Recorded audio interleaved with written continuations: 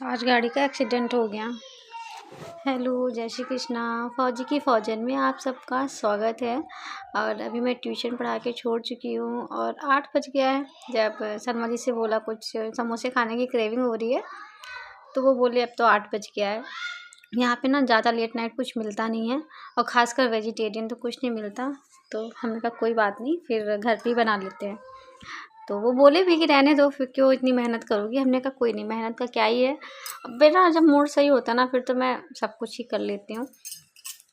और कुछ चीज़ें ना मैंने अपनी सासू माँ से सीखी हैं। घर में बड़े बूढ़े होने का ना बहुत अच्छा होता है, बहुत चीज़ें वो सिखाते हैं।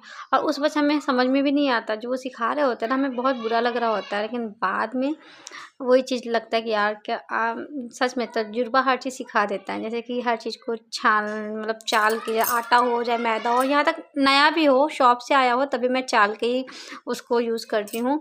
हर चीज़ टाइम टाइम पे धूप पर दिखाना, ये सब चीज़ें मुझे मेरी सासू माँ ने ही सिखाई। मुझे सब कुछ मेरी सासू माँ ने, किचन से रिलेटेड मुझे सब कुछ मेरी सासू माँ ने ही सिखाया है। और पहले मुझे बहुत गुस्सा आता था, क्या है मम्मी, अभी तो नया मैदा आया है, इसको क्या छलवाना, अभी तो नया बेसन आया है, इसको क्या छानना। लेकिन नहीं, मेरी मम्मी सासू माँ का है हर चीज़ छाननी है। तो मैंने एक तरफ आलू बॉयल कर दिया, मतलब बहुत स्पीड से मैंने बनाया समोसे और बहुत ट्रिक से मैं काम करती हूँ कि मेरा टाइम वेस्ट ना हो। तो मैंने एक तरफ आलू बॉयल पे रख दिए और तुरंत मैंने डो बना के रख दिया ताकि वो डो थोड़ी देर रखा रहे। और बस जब तक मैंने डो बनाया ना, उतने में आलू मेरे बॉयल हो चुके थे, बट मैंने कुकर नहीं खोला। और तब तक मैंने प्याज ग्रेट कर लिया, सारी तैयारी कर ली और किचन भी मैं ना साथ साथ साफ़ करती जा रही थी। अरे जब मैं कुछ किचन में काम करती हूँ ना, नए काम, तो मैं अपनी सासू माँ को, मम्मी दोनों को याद करती हूँ। सासू माँ को इसलिए याद करती हूँ ना कि यार जब मैं नई शादी करके आई थी और मम्मी मुझे ये सब काम सिखाती थी ना, मुझे बहुत गुस्सा आता था, यार क्यों ये सब काम सिखाती हैं। मेरी सास का ना काम करने का तरीका एकदम अलग है, मेरे मायके से एकदम अलग। और अब जब मैं यहाँ अकेले रहती हूँ ना, मुझे कोई देखने सुनने वाला नहीं है, मैं उनको ही फॉलो करती हूँ। अरे तब तक मेरा प्याज भुन रहा था, मतलब मैंने हर चीज़ ना एक साथ करी। मेरा प्याज जब तक भुन रहा था उतनी देर में मैंने आलू छीले। ऐसा नहीं कि मैंने पहले आलू छीले, मैंने प्याज पहले चढ़ा दिया था। मैंने कहा आलू बाद में छील लूँगी, मैं साथ में छील लूँगी, आलू छीले। और ये जो मसाला है ना, ये मेरी सासू माँ बहुत यूज़ करती हैं, जीरा और धनिया का मसाला। इस मसाले के लिए भी ना मुझे मेरी सास से बहुत गुस्सा आती थी कि यार ये क्यों मेरे मायके में नहीं यूज़ किया जाता है, ये क्यों पिसवाती रहती हैं। लेकिन अब समझ में आया कि इसकी खुशबू, इससे टेस्ट इन्हेंस हो जाता है। और मैंने आमचूर पाउडर मँगाया था इसमें मसाले में डालने के लिए, बट शर्मा जी को आमचूर पाउडर नहीं मिला। बट मैं क्या हूँ ना, जो चीज़ नहीं भी होती ना उससे काम चला लेती हूँ, तो फिर मैंने उसकी जगह नींबू का रस डाल दिया था। सब कुछ बहुत अच्छा चल रहा है। और एक लड़की के लिए ना उसका ससुराल और मायका दोनों ही बहुत इम्पोर्टेंट होते हैं। कहते हैं ना, सास के बिना ससुराल नहीं और माँ के बिना मायका नहीं। और मायका माँ भाई भौजाई इनसे ही होता है यार। तो मुझे बस ये लगता है कि मैं यहाँ पे तभी खुश हूँ ना जब मेरे वो 2 घर खुश होंगे। मतलब ससुराल में भी कोई दिक्कत होती, किसी को परेशानी होती ना, तो हम लोग यहाँ बेचैन हो जाते हैं कि हम लोग तो इतनी दूर हैं और कुछ नहीं कर सकते, जहाँ टाइम पे पहुँच भी नहीं पाएंगे। और ऐसे ही मायके में कुछ भी हो जाता है ना, तो मतलब मन बेचैन हो जाता है। और जब से मेरी मम्मी नहीं है तो मेरा मायका तो बस मेरे भाई भौजाई से ही है।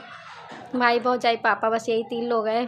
मेरी पूरी दुनिया में अगर इंडिविजुअल पूछा जाए ना, ससुराल वालों को छोड़ दो, अगर इंडिविजुअली पूछा जाए मेरा कौन है, तो मेरे पीठ पीछे से मेरे 3 ही लोग हैं जो जिनको मेरे दुख से दुख होगा। ससुराल वाले तो होगा, लेकिन मतलब ये लोग वो लोग हैं ना, जिनके मेरी लाइफ में कोई दिक्कत होगी ना, उनकी लाइफ हिल जाएगी। मेरे पापा मैं बोल भी रही हूँ ना तो मुझे रोना आ रहा है। मेरे पापा, मेरी भाभी और मेरा भाई, इनका है ना, अगर मेरी लाइफ में मुझे कुछ भी हुआ तो इन लोगों की लाइफ ख़राब हो जाएगी। ससुराल वाले भी बहुत प्यार करते हैं, लेकिन ये ना ससुराल वाले धीरे-धीरे हील कर जाते हैं। लेकिन ये लोग ऐसे लोग हैं ना, ये 3 लोग जिनकी लाइफ में मतलब मेरी अलग ही वैल्यू है और मेरी लाइफ में इनकी अलग ही वैल्यू है। मतलब मेरी दुनिया तो बस अब यही है। और उसके बाद आती है मेरी बेटी। मेरी बेटी तो वो है ना जिसको इस दुनिया में सिर्फ़ और सिर्फ़ इस पे मेरा हक है। जैसे कोई चीज़ हो जाती है ना, तो शर्मा जी कहेंगे मेरी बेटी, हमने कहा नहीं, बेटी तो है आपकी, लेकिन इस पे मेरा हक है बस। वैसे मेरी बेटी भी है, पापा को अपने बहुत प्यार करती है, लेकिन अगर जो चीज़ मैंने मना कर दी फिर तो वो पापा भी कह ले वो चीज़ नहीं करनी तो नहीं करनी। और देखिए बात, मेरा मसाला भी तैयार हो गया था, मैंने बिल्कुल भी रेस्ट नहीं लिया, मसाला तैयार हो गया था।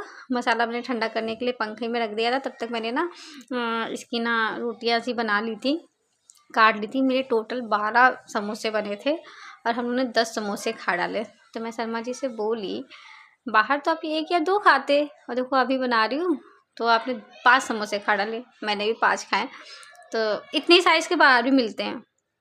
तो शर्मा जी बोले कि यहाँ का ज़्यादा मुझे महंगा पड़ गया, मेरा रिफाइंड मैदा ये वो सब कुछ लगा। तो हमने कहा क्या सब ज़्यादा पड़ गया, घर आके तब खाना नहीं खाते क्या? समोसा खाने के बाद भी तो घर आके खाना खाते ना, लेकिन अभी ये खा लिया तो हम लोग खाना नहीं खाएंगे।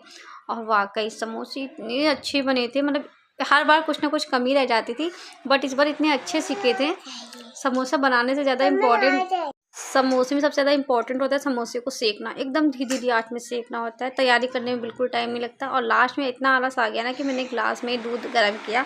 और सुबह सुबह उठते एक बहुत बुरी न्यूज़ सुनने को मिल गई, भैया ऑफिस जा रहा था, उसकी गाड़ी का एक्सीडेंट हो गया। और अच्छी बात है कि भैया को चोट वोट कुछ नहीं लगी, भैया को तो चोट नहीं लगी, बट हाँ गाड़ी को नुकसान हुआ। लेकिन मन इतना घबरा जाता है ना कि गाड़ी वाड़ी से मुझे बहुत